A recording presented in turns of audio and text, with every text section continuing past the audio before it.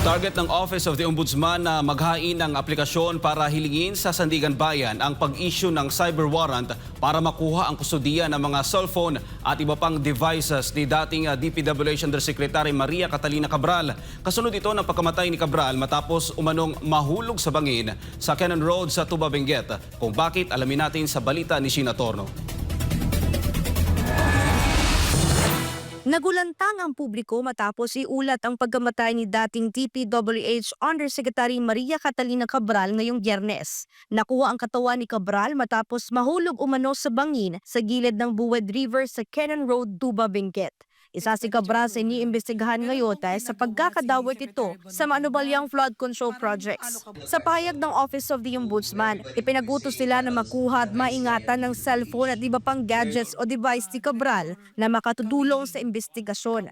We know that former Yusek Cathy Cabral is very central to our investigation, and we need to preserve the integrity of all the information that she may have held while she was alive. It's information that has reached us na meron talaga siyang listahan sana ng mga tao na nag-insert ng mga projects sa budget. No? So, hindi pa natin nakikita itong listahan. For those who do have access sana sa kanyang mga computers, whether personal or for work, which may contain itong mga listahan na to.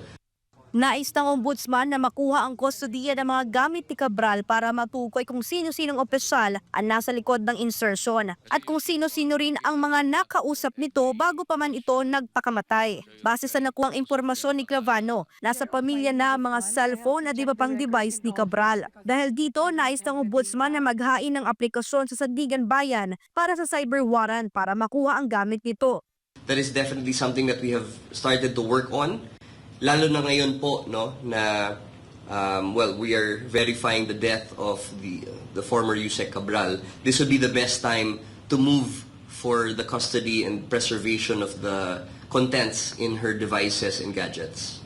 Nananawagan din si Clavano sa pamilya ni Yusek Cabral na makipagtulungan sa patuloy na investigasyon. Bumubuo na rin ang timang ombudsman kung papaano makakuha ang mga ill-gotten wealth ni Cabral.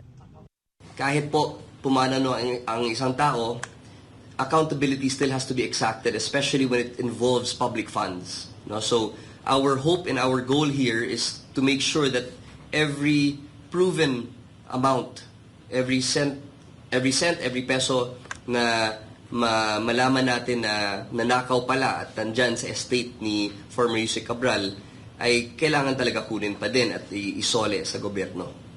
Target din na isailalim sa automatic autopsy si Cabral dahil sa mga suspicious death nito na hindi naman gusto ng pamilya. Ibinahagi rin ni Clavano na bago pa man ang pagkamatay ni Cabral ay tumungo pa ito sa Office of the Ombudsman noong December 3. Ito'y anya para sa pagtatanong kaugnay ng isinasagawa investigasyon. Sa kabila nito ay giniit pa ni Clavano na kahit pa natagpo ang patay sa bangin, si Cabral ay hindi pa rin ito lusot sa mga kasong administratibo at kriminal na inihain sa kanya dahil sa bilyones na anomalya sa flood control projects. Para sa Diyos at Para sa po sa Pilipinas mga kung mahal.